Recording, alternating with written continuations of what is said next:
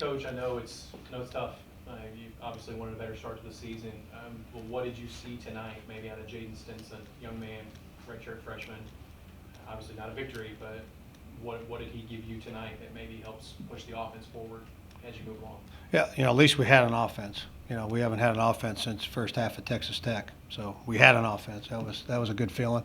Uh, you know, you got to start with Jaden's last football game that he played was against Somerset High School in the state championship. And then he stood on the sideline for a month and watched us practice in a boot. And then he took the boot off and he threw. He played catch for a week. And then he practiced for a week with limited amount of things that he could do. And then he did what he did out there. So I can't say enough you got to be kidding me for what that kid did was amazing. On top of that, he gave you a chance. Well, he gave y'all a chance to win the game. We had a chance to win the game. We had the ball with plenty of time, with one possession. Coach, Neil Bradley and I were talking about halftime. Big switch in the quarterback position for Eastern Illinois. Was that something that maybe they've been rolling with O'Brien for a while? That kid's played, a little bit, and we knew, when he came in, it was a running game, but they went one series with that kid and said, we're done. We're going with this guy, which was very surprising. How much did that change the way that Eastern Illinois played the game today? It's, when he's in there, it's a different offense. Our guys knew that. When he came in, they're yelling, hey, Zero's in here. But it was like, when you have a Wildcat guy come in, everybody yells Wildcat, then he goes out and the other quarterback comes in for a while, and it was different from a standpoint of, the things we had prepared. You just got a heavy dose of it, so you didn't prepare, obviously, as much as, what they gave us. DeQuan gave a pretty lengthy statement about unity and team bonding and how it comes from the seniors top down, after an 0-4 start. What's the message from you? What do you say to a team knowing that back is maybe a little against the wall, the schedule's difficult?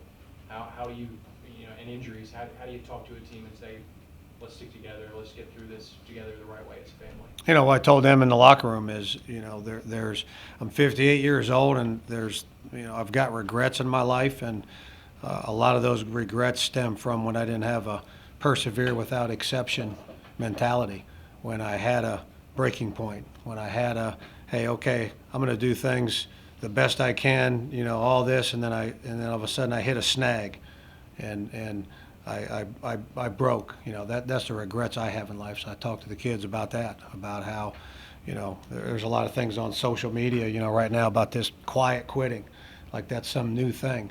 That's been going on in the world for forever. Guys hit a breaking point. Hey, I'm gonna do this, and this, and then this happens, and okay, hey, I'm not doing any extra anymore. I'm not doing the overtime. I'm just gonna do the minimal and get by. I'm gonna go through the motions. I've been on teams where, you don't have to turn in your equipment to quit. So I've seen that. That's been in our world since the beginning of time. And so I talked to the guys about that. What is your breaking point? Is this it? Or are you going to persevere without exception? Are you going to be a man and come to work on Monday and, give it everything you got? That's the definition of toughness. Do you match your talent with effort regardless of the circumstance? Dean, down 24-21, looked like y'all had a chance to blow right past them and take this one. Did they make some adjustments on the defensive side after that, Eastern Illinois? No, they were doing, what we anticipated. Now, talking about Zero coming in and getting a heavy dose of that, I'm sure they didn't practice their pass defense, quite as much. I'm sure they thought we were going to, run some Wildcat with Tez, but Tez was injured all week, so we didn't have that available.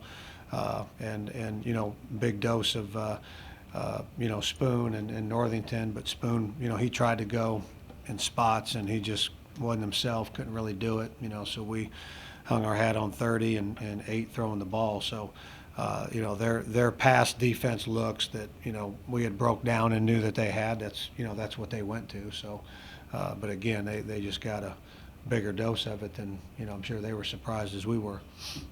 Coach, I know we've talked a lot about it. I know you've talked a lot about it on the coach's show, but from an injury perspective, do you stand in a worse situation tonight than maybe from the last month? Or did things get worse tonight, or?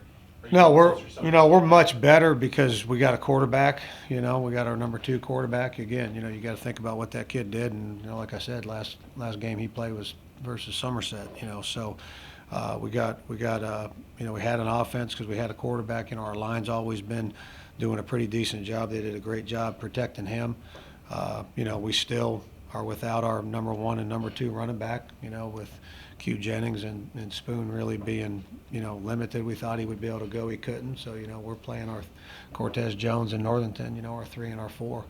I thought Northington ran hard, and did a nice job. That kid's a true freshman.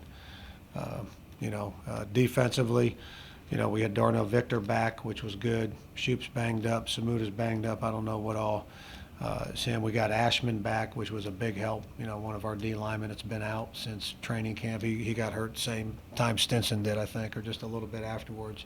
So we got him back. So that was good. We still got some guys out, in the secondary, and Fridge and Tam Williams.